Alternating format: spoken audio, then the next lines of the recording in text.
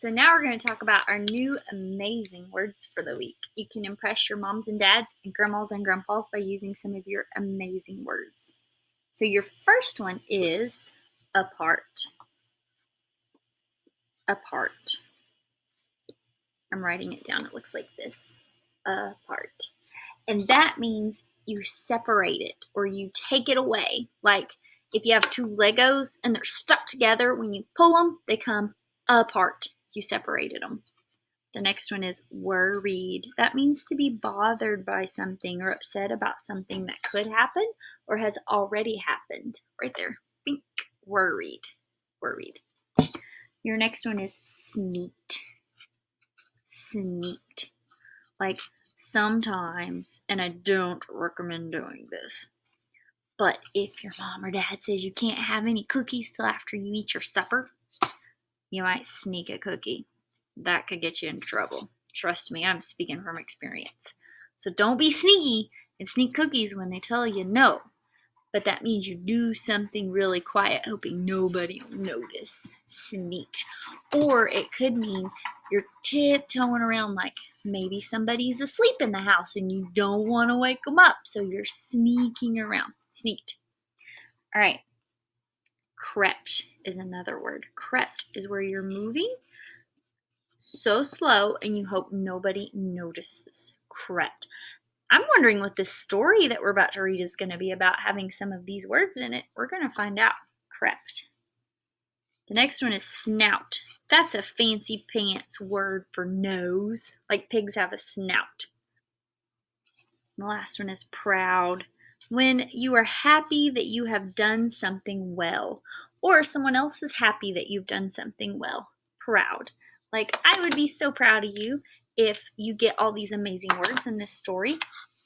So one more time. Apart, worried, sneaked, crept, snout, proud. Yeah, proud. All right, let's read our story. And if you hear an amazing word at home, you give me a thumbs up. Are you ready? Long ago in the West Indies, a sailor wandered into a small town. He was hungry and far from port. Port's a place where boats dock or boats stop so that people on the boat can get off. So he was away from a port where he knew anybody or knew anything. The townspeople feared strangers and kept themselves apart from others. When they saw the sailor, they worried he might be dangerous. The doors and shutters throughout the town quickly slammed shut. The sailor knocked on a door and asked for a bite to eat. Better keep moving on, the man said. There's nothing to eat here. I'll have to make my stone stew then, the sailor said. Out of his bag, the sailor pulled a pot. He filled it with water from the town well and built a fire under it. Then with great care, he took a stone from a velvet bag and dropped it into the water. What do you think he's going to do? Make a soup out of stones or rocks? That doesn't sound good. The townspeople peered from behind the closed doors and shutters to keep a careful watch on the sailor.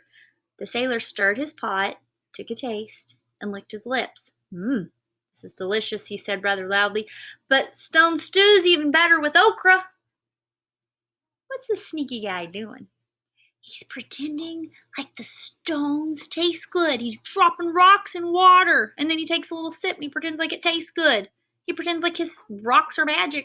And so people are going to start joining in and bringing things because they want to try this magic rock soup.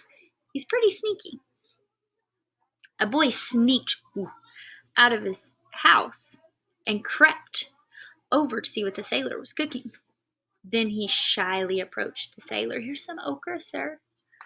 So now he's got people bringing him food to make the stone soup even better. So that's how he tricked people to give him food when he was hungry. He's pretty smart. Some good thinking.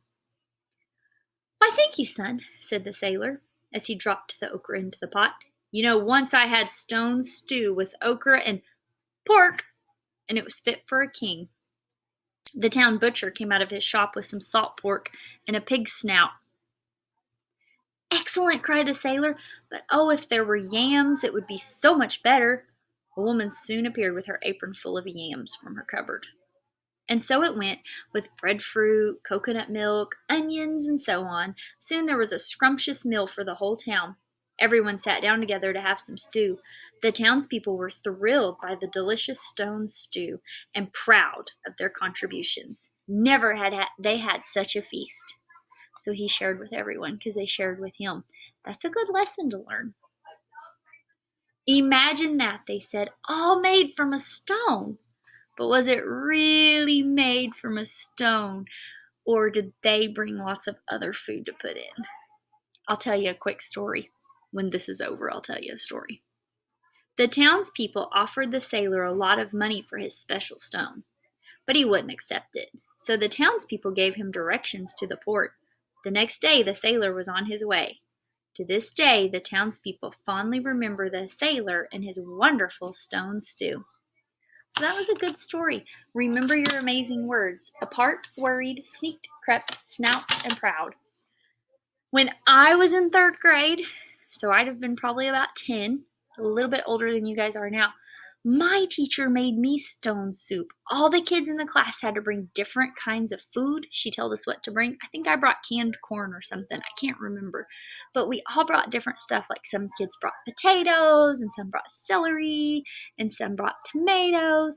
And she got a rock and she cleaned it up. It was a clean rock. And she made us stone soup. We made soup with that rock in it.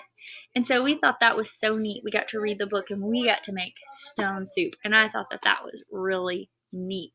So I wish that you guys were actually here with me, because I think that's something I would like to try. But maybe you could still just try it at home with your mom and dad, although I don't know how they feel about putting rocks in a pot. But you could ask them and see. So I enjoyed this story, and I'll talk to you later.